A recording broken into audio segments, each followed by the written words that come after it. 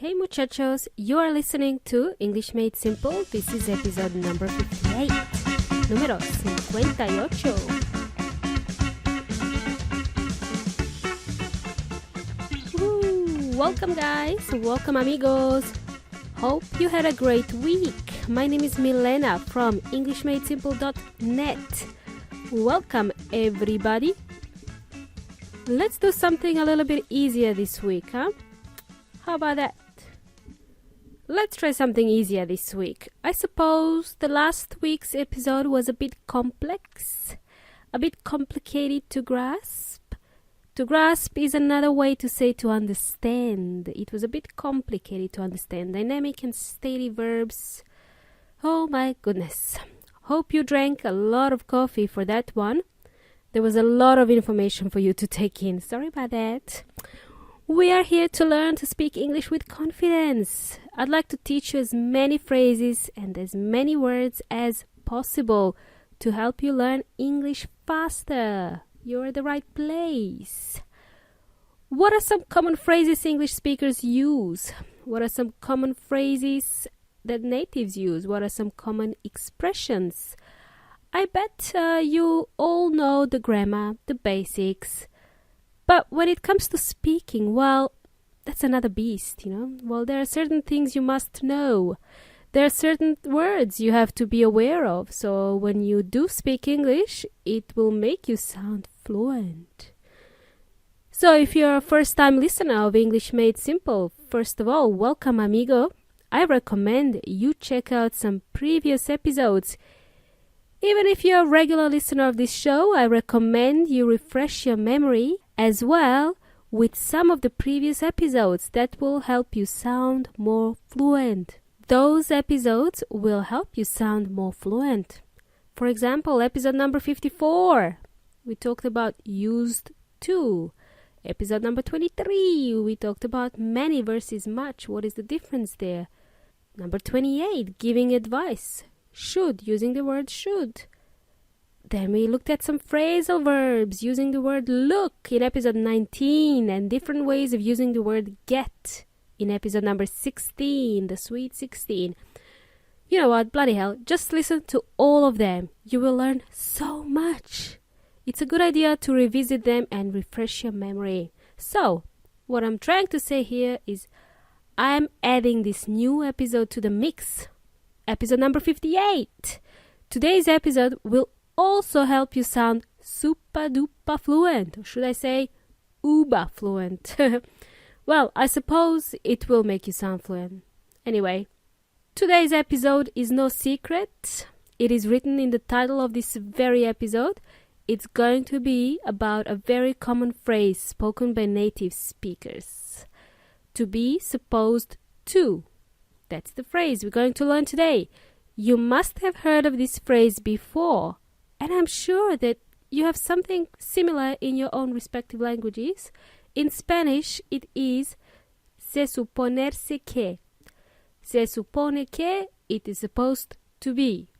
The word itself, to suppose, as a verb, means to think or assume that something is true.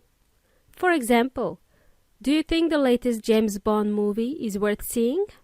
Well, I think so. I suppose so. When I'm not 100% sure about something, I can reply with either I suppose so or I think so. They can be used interchangeably.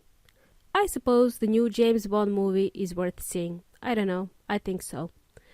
Did you know that the native speakers confuse suppose to and supposed to? This expression should always be written as supposed to, like in a past tense, okay? We just add the D at the end. Supposed, and then we add to. It's always followed by to.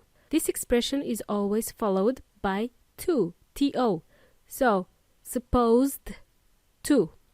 Because it's followed by a T sound, most of the time, even the native speakers, they tend to write this phrase without a D. Supposed to. Supposed to or supposed to, it's very common for native speakers to get these two confused. Cool. So, you know what? Let's dive straight into it. Let's begin. Let's begin with some examples. When do we use this phrase, supposed to? We can use it when we want to say that something is not allowed or when something is prohibited. For example, I am not supposed to tell you something. I'm not supposed to tell you this. In Spanish, it would be se supone que no tengo que decirte. I'm not supposed to tell you. Just means it has been agreed that I'm not supposed to tell you something. Okay, it's a kind of a weird example. Here's my personal example. My husband tells me, Milena, you are not supposed to mix Nutella and wine. He says, se supone que no deberías mezclar Nutella con vino. To what I reply, go and mind your own business, whatever. You know, go and mix whatever you want to mix. We could use supposed to instead of the word should. Milena, you shouldn't mix Nutella and wine, okay? You shouldn't. Same as you're not supposed to mix Nutella and wine. You shouldn't do it. Not supposed to be like that. It's not supposed to be like that. Let's look at some other examples where we can use this phrase when we want to say that something is said to be true or that something is believed to be true. For example, have you seen the latest James Bond movie? It is supposed to be really good. It is supposed to be awesome. So the movie is supposed to be really good. So I heard people say that it's really good. Okay? Let's look at some more ways to use this phrase. We can use supposed to when we talk about things that have been arranged. We use it when something is expected. It is almost like the word should, like I used in the previous example. I'm supposed to be at work tomorrow by 9. It depends on the traffic really, but I could be late. Really what I'm saying is that I should be at work tomorrow by 9 a.m. When we say I am supposed to be at work tomorrow by 9, it means I am expected to be at work tomorrow at 9. I am supposed to be at work tomorrow. I am expected to be at work tomorrow. Easy peasy lemon squeezy. We can also use supposed to when something is supposed to happen but doesn't actually happen. For example, my friend was supposed to phone me to let me know she would be late. But she sent me a text message instead, so I didn't hear it. I didn't read the message. So she promised to phone me, but she texted me instead. She was supposed to phone me, but she texted me instead. Another example we can use with the supposed to. I bought a new phone, and the batteries in this phone are supposed to last 48 hours. And if my new phone breaks down, it becomes faulty, what am I supposed to do then? What should I do then? Buy a new phone? Again, different ways of using supposed to. What am I supposed to do then? What should I do then? We can also use this phrase in the past tense, okay? For example, in the past tense, we could say, I was supposed to, or he or she was supposed to. Se suponía que, for example, it should happen, but for some reason it didn't happen. For example, my friend was supposed to go to Justin Bieber's concert, but she missed out on the tickets. She couldn't get the tickets in time.